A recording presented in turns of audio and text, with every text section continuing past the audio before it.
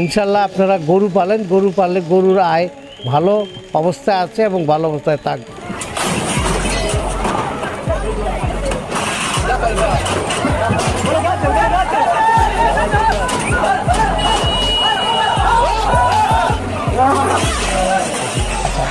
গরুর প্রজেক্ট একটু বড় করার চিন্তা ভাবনা চলছে, তাতে আমি 300-400 গরু রাখার মতন জায়গা করা হয়েছে, তাতে এখন আমার কাছে 100-150 গরু আছে। হ্যালো বন্ধুরা, 2025 কুরবানিতে এবার হাট কাঁপাবে ডিপজল ভাইয়ের 45 লক্ষ টাকার গরু, যা শুনতে অবিশ্বাস্য হলেও এটাই সত্য। ডিপজল ভাই এই গরুটিকে রাজকীয়ভাবে পালন করছে। আজকের এই ভিডিওতে আমরা জানবো কিভাবে সিনেমার নায়ক হয়ে উঠেছেন একজন সফল খামারি, একজন গরু প্রেমিক মানুষ, ও 2025 কুরবানিতে কি ধরনের গরু প্রস্তুতি করছেন তিনি, এবং কিভাবে গরুকে নিজের সন্তানের মতো লালন পালন করছেন তিনি। ডিপজল ভাই, যার আসল নাম হচ্ছে মনোয়ার হোসেন ডিপজল, একজন সফল খামারি, সফল অভিনেতা, রাজনীতিবিদ ও ব্যবসায়ী। গরু পালন তার সবচেয়ে প্রিয় শখ ও ভালোবাসার জিনিস। তিনি ঢাকার অদূরে নিজ বাড়িতে গড়ে তুলেছেন এক বিশাল পশুর খামার, যেখানে দেশি বিদেশি জাতের গরু, মহিষ, ছাগল লালন পালন করা হয়, এবং এছাড়াও রয়েছে বিভিন্ন জাতের পাখি, প্রাণী ইত্যাদি। 2010 সালের পর থেকে কুরবানির হাটে ডিপজল ভাইয়ের গরু মানেই যেন সেলিব্রিটির গরুর আগমন। এই খামারে প্রতিটি গরুকে খাবার দেওয়া হয় পরিমাণ মতো, এবং সুষম খাবার দিয়ে তাদেরকে তৈরি করা হয়, যেমন ভুট্টা, গমের ভুসি, কালাইয়ের ভুসি, খোল ও বিভিন্ন ধরনের ঘাস। গরুর জন্য রয়েছে আলাদা আলাদা ঘর, সিসিটিভি ক্যামেরা দিয়ে নজরদারি করা হয় তাদের উপরে। নিয়মিত পশুগুলোকে চিকিৎসা সেবা ও চেক আপ করা হয়। ডিপজল ভাই নিজে প্রায় প্রতিদিন গরুর খামারে আসেন, গরুগুলোর মাথায় হাত বুলিয়ে দেন এবং বলেন, ওরাও তো আমার সন্তানের মতো। ডিপজল ভাইয়ের খামারে থাকা গরুগুলোর মধ্যে রয়েছে দেশি শাহিওয়াল, সিন্ধি, ব্রাহ্মা এবং চারোলেন্স জাতের গরু। প্রতি ঈদে প্রস্তুত করেন তিনি 30 থেকে 50টি রাজকীয় গরু। এছাড়াও তার খামারে রয়েছে প্রায় 200 থেকে 300 গরু, যাদের ওজন প্রায় 30 থেকে 50 মনের অধিক হয়ে থাকে। দাম 8 লাখ টাকা থেকে শুরু করে 45 লক্ষ টাকা পর্যন্ত হয়ে থাকে। গত বছর একটি বিশাল গরু তৈরি করেছিলেন তিনি, যার দাম উঠেছিল 42 লক্ষ টাকা। নাম ছিল বাদশাহ। আর এবছরে এসে তার চেয়েও বড় একটি গরু তৈরি করেছেন, যারা নাম দিয়েছেন সুলতান, যার ওজন প্রায় 65 মনের মতো। কুরবানির ঈদ এলে তার খামারে ঢুকে যেন মনে হয় এটি একটি মিনি চিড়িয়াখানা। মানুষের ভিড়, মিডিয়া, ক্যামেরা, সাংবাদিক সবকিছুই যেন সিনেমা সেট। অনেক সেলিব্রিটি ও ধনী ক্রেতা খামারে এসে নিজের হাতে পছন্দ করে গরুগুলো।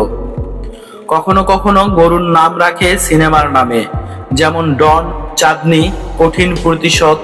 এটা একদিকে মজার, আবার অন্যদিকে গরুর প্রতি ভালোবাসা একটা রঙিন প্রকাশ। খামারে কাজ করেন প্রায় 15 থেকে 20 জন অভিজ্ঞ কর্মী। ডিপজল ভাই তাদেরকে বলে, এই গরুগুলো আমার মতো তোমাদেরও সন্তান, সেভাবে এদেরকে লালন পালন করবে, এদের যত্নের যেন কোনো ত্রুটি না হয়। তাই এখানে গরুগুলোকে কখনোই কষ্ট দেওয়া হয় না। সময় মতো গোসল, ম্যাসাজ ও ছায়াযুক্ত পরিবেশ এবং পরিচ্ছন্ন ঘরে রাখা হয়। লাভের থেকেও ভালোবাসা এখানে বড় বিষয়। ডিপজল ভাই বলেন, ঈদের সময় মানুষ যখন আমার গরু কুরবানি দেয়, আমি নিজেই কান্না ধরে রাখতে পারি না, কারণ আমি জানি ওরা আমার কতটা আপন ছিল। কুরবানি মানেই শুধু একটা পশু জবাই নয়, এটা একটা আত্মত্যাগ, ভালোবাসার উৎসব, পরিবারের বরকত আনার এক পবিত্র উপলক্ষ। আর ডিপজল ভাইয়ের মতো মানুষ যখন গরু পালন করে হৃদয় দিয়ে, তখন বোঝা যায় পশুপালন শুধু ব্যবসা নয়, এটা একটি ভালোবাসার জায়গা। 2025 কুরবানিতে যদি আপনি রাজকীয় গরু কুরবানি দিতে চান, তাহলে একবার হলেও ঘুরে আসুন ডিপজল ভাইয়ের খামারে। হয়তো আপনি পেয়ে যাবেন আপনার সেই কাঙ্ক্ষিত গরু। এখানে গরুগুলোকে সুন্দরভাবে লালন পালন করা হয় এবং সুগঠিত স্বাস্থ্যের অধিকারী করে তোলা হয়। বাংলাদেশের বড় বড় খামারিদের যে গরুগুলো তৈরি করে, তার মধ্যে ডিপজল ভাই অন্যতম।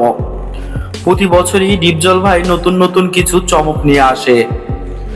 ডিপজল ভাইয়ের গরুগুলো কখনো কখনো বাহির দেশ থেকে ইম্পোর্ট করে আনা হয়। এবং আকর্ষণীয় ও আনকমন গরুগুলো তার খামারে পাওয়া যায়। ডিপজল ভাই ছিলেন একজন অভিনেতা থেকে তিনি গরু প্রেম ও পশু প্রেমের দিকে ধাবিত হওয়ার পরে তিনি হলেন একজন সফল খামারি। তার খামারের উদ্দেশ্য ছিল একজন পশু প্রেমিক হিসাবে। পরে যখন দেখলো খামারে লাভ হচ্ছে তখন সে বাণিজ্যিক আকারে খামারটি করা শুরু করে, কিন্তু তার প্রথম উদ্দেশ্য হচ্ছে পশু প্রেম। ডিপজল ভাইকে অভিনয়ে আমরা যেমন দেখি খলনায়ক হিসেবে, বাস্তবে কিন্তু তিনি একটি ন্যায়পরায়ণ ও পশুপ্রেমিক মানুষ। তার খামারে সবগুলো গরুই সুন্দর ও সুগঠিতভাবে তৈরি করা হয়।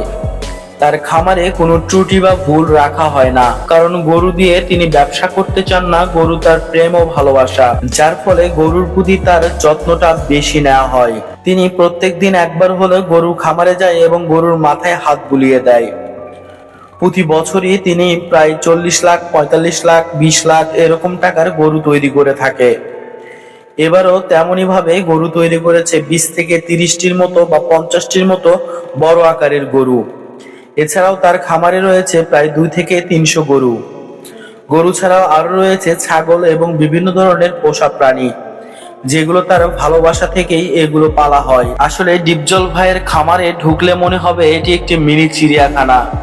এখানে একটি মনোরম পরিবেশে সবগুলোই পালন করা হয় এবং উন্মুক্তভাবে গরুগুলোকে পালন করা হয়, যেন তারা নিজেদেরকে স্বাধীনভাবে বেড়ে উঠতে সাহায্য করে এবং সঠিক ও পুষ্টিমানগত খাবার তাদেরকে প্রোভাইড করা হয়।